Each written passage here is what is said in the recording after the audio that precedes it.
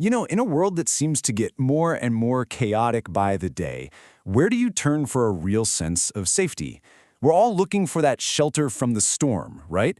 Well, today we're going to dive into an ancient text that claims to offer a blueprint for exactly that, genuine protection, especially when we're walking through those dark seasons of life. I mean, think about it for a second. Do you ever just find yourself lying awake at night or maybe just scrolling through your phone and all of a sudden you're hit with this wave of vulnerability? That feeling that you are just completely exposed to whatever might come next? Yeah, of course you do. We all do. Whether it's the stress of money or a sudden health scare, the deep pain of loss, or just that constant background hum of fear and division in the world, these are those dark seasons that can make us feel incredibly small and unprotected. But what if I told you there was a guide for finding true safety? One that's been around for 3,000 years.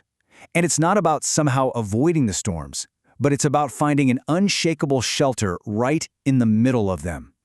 So this blueprint is found in Psalm 91. And we're not just going to look at it as some beautiful poem or a hopeful prayer. No, the source material frames it as something way more concrete, a powerful, actionable promise of divine protection for those who know how to access it. The psalm kicks off with this incredible image, the shadow of the Almighty. Now, this isn't talking about some distant fortress way up on a hill. The metaphor here is immediate, it's personal. It's like a close, protective covering, like the shadow from a massive wing that just shields you completely from the scorching sun or a coming storm. Okay, but here's where this gets really interesting. The absolute genius of this psalm is its timelessness. The dangers it describes might use ancient language, but, as you'll see, they tap into the very same fears that keep us up at night today. I mean, sure, the language is poetic. It was written for a totally different time. But when you really look closer, you realize it's describing the universal human experience of facing threats, both the ones you can see and the ones you can't.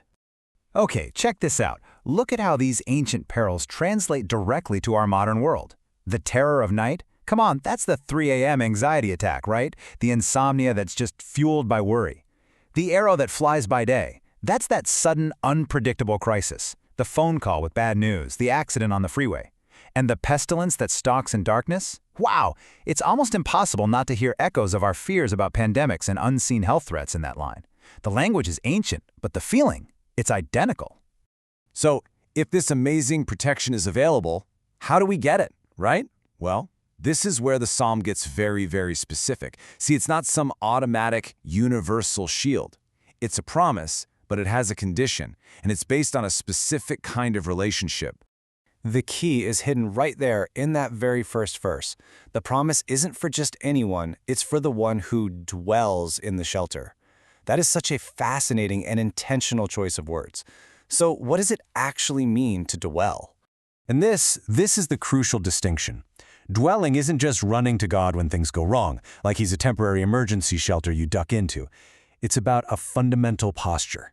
It means making him your primary home, your permanent address for safety and trust.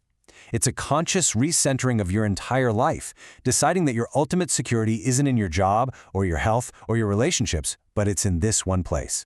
It's an ongoing choice you make day in and day out. And this posture of dwelling isn't just some vague feeling. The psalm actually breaks it down into actionable steps. First, you verbally acknowledge him as your refuge. You say it. Second, you actively hold fast to him in love. That's a conscious relational choice. And third, you call upon him when you're in trouble, which is basically putting all that trust into action. And if you do this, if you really choose to dwell in that shelter, the psalm just shifts gears. The tone changes, and it moves from describing dangers to declaring one of the most powerful divine guarantees you will find anywhere. And here's what makes the ending so incredibly powerful. It's a detail that a lot of people miss. The voice actually changes. It's no longer the psalmist talking about God. It's God speaking directly, making a personal promise to the one who trusts in him. And this quote, this just reveals the core of the entire promise. Notice that clear cause and effect. Because he holds fast to me in love, I will deliver him. The divine action is a direct response to our relational trust. It's this beautiful, powerful symmetry. And the results that are promised are, well, they're comprehensive. We're talking about deliverance from trouble, protection from harm, and answered calls for help. But it goes even further, promising honor, a long and full life, and the ultimate gift of salvation. It is a complete umbrella of divine care. So, the message of this ancient text comes right back to us, here and now. The storms, they will come. That's a given. So the only real question left is the one that each of us has to answer for ourselves. Where will you choose to dwell? In your next storm, where are you going to seek shelter?